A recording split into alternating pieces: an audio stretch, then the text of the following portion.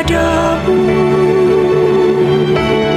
Untuk Engkau aku hidup, untuk Engkau aku mati. Salam sahabat doa kekuatanku. Jumpa lagi bersama dengan kami di Doa Kekuatanku channel pada hari ini, Minggu tanggal 27 Agustus 2023.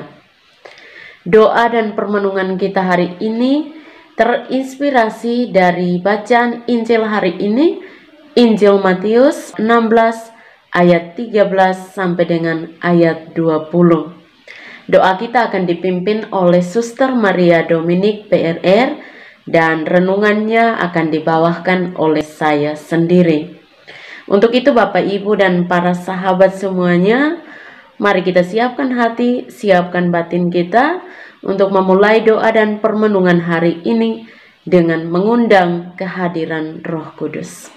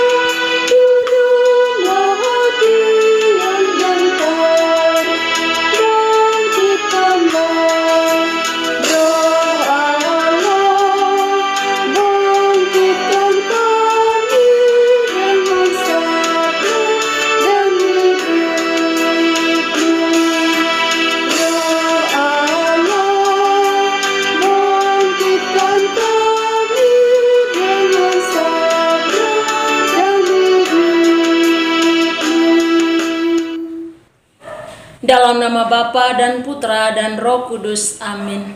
Utuslah Roh-Mu ya Tuhan, maka semuanya akan dijadikan lagi, dan Engkau akan membaharui muka bumi. Marilah berdoa. Ya Tuhan Allah Bapa dalam surga, Allah pemilik segala yang ada di dunia ini, kami bersyukur dan berterima kasih atas segala cinta dan penyertaan-Mu bagi kami. Teristimewa Engkau telah melimpahkan kami hari yang baru, nafas kehidupan dan juga rahmat kesehatan. Kami mohon berkat dan penyertaan-Mu bagi kami dalam seluruh hari ini, dalam setiap apa yang kami kerjakan dan kami jalankan. Semoga semuanya berjalan seturut rencana dan kehendak-Mu. Demi Yesus Kristus Tuhan dan pengantara kami. Amin. Mari kita siapkan hati mendengarkan sabda Tuhan.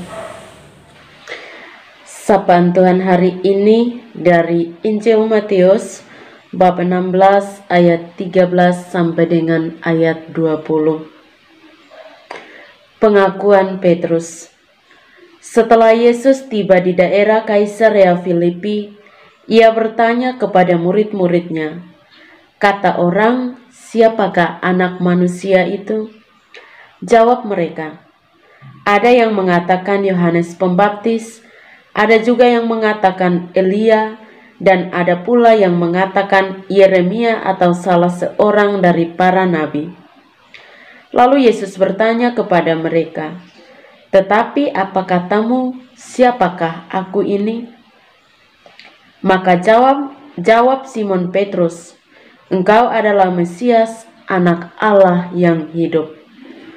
Kata Yesus kepadanya, "Berbahagialah engkau Simon bin Yunus, sebab bukan manusia yang menyatakannya itu kepadamu, melainkan Bapa-Ku yang di surga. Dan aku pun berkata kepadamu, engkau adalah Petrus, dan di atas batu karang ini aku akan mendirikan jemaatku, dan alam maut tidak akan menguasainya. Kepadamu akan kuberikan kunci kerajaan surga. Apa yang kau ikat di dunia ini akan terikat di surga, dan apa yang kau lepaskan di dunia ini akan terlepas di surga." Lalu Yesus melarang murid-muridnya supaya jangan memberitahukannya kepada siapapun bahwa Ia Mesias. Demikianlah sabda Tuhan. Terpujilah Kristus. Bapak, Ibu, dan para sahabat yang terkasih dalam Kristus Tuhan, selamat berhari Minggu untuk kita semua. Pada bacaan Injil yang baru saja kita bacakan bersama atau kita dengarkan hari ini, menunjukkan pengakuan Petrus tentang Yesus sebagai Mesias. Dalam satu sumber yang pernah saya baca dikatakan bahwa Mesias berasal dari kata atau bahasa Ibrani yang berarti dia yang terurapi.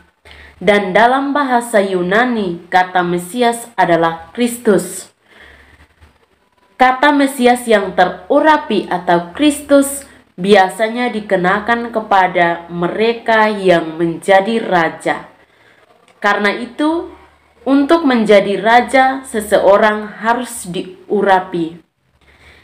Kita pun boleh bertanya dalam diri kita, apakah Yesus memang seorang raja?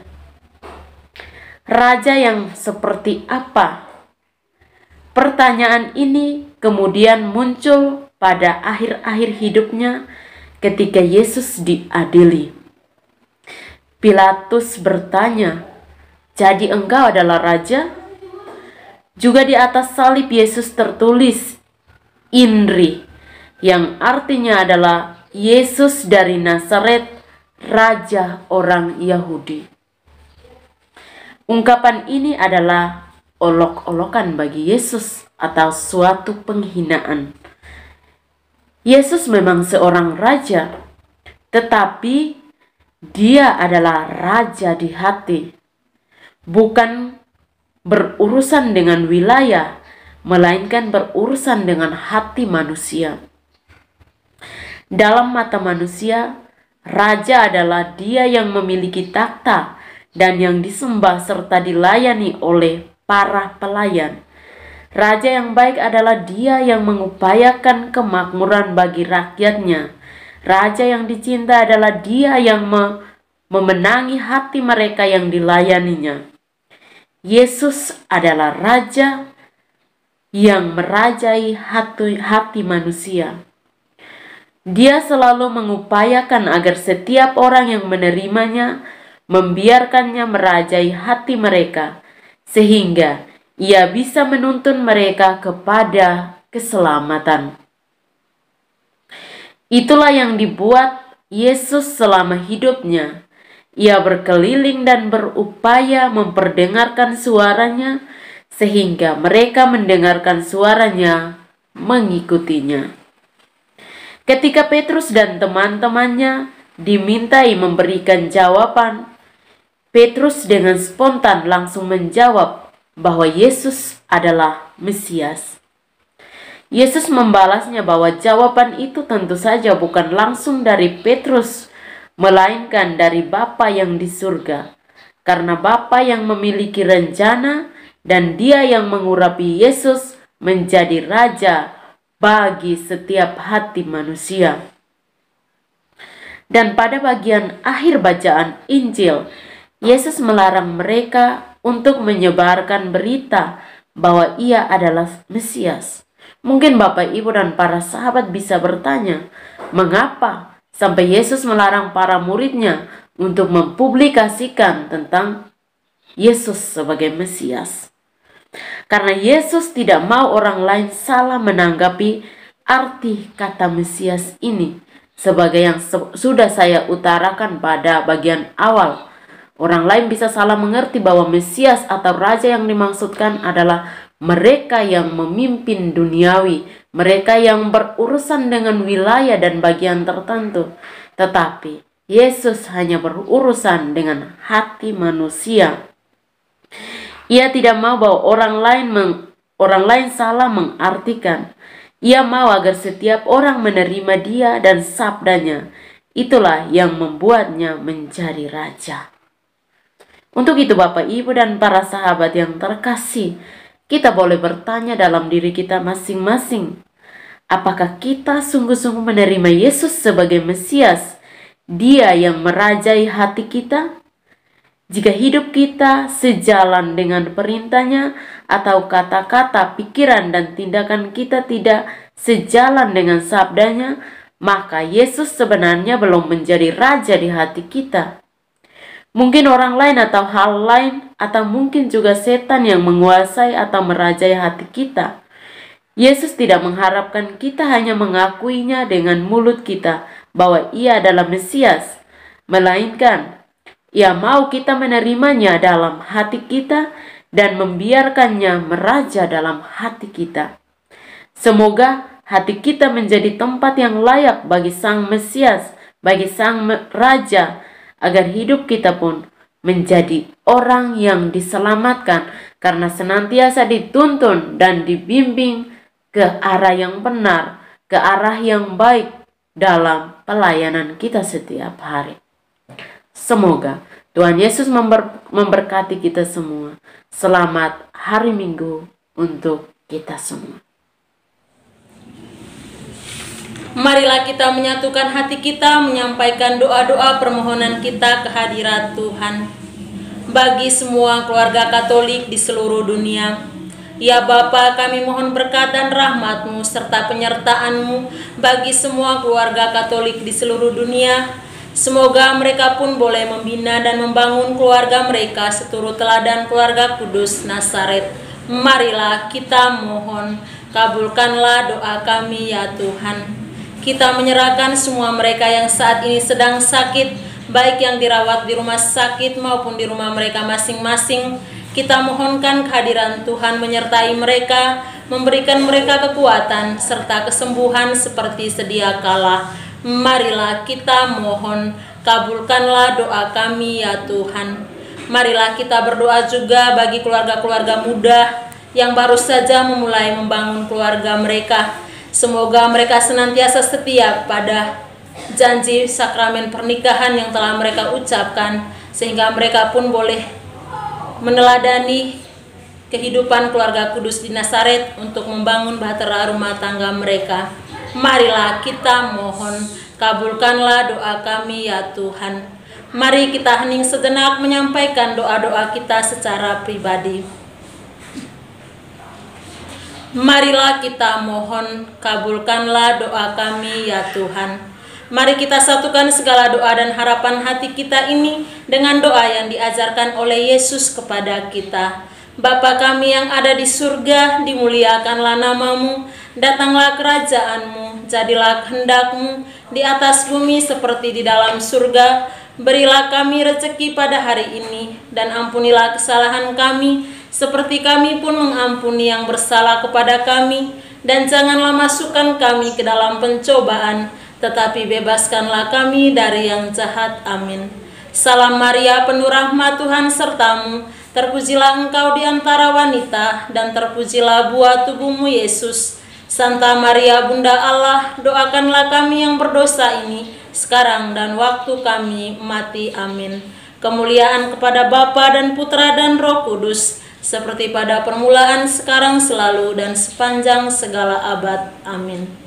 Yesus Kristus, anak Allah yang hidup terang dunia, aku sembah sujud kepadamu, untuk Engkau aku hidup, untuk Engkau aku mati.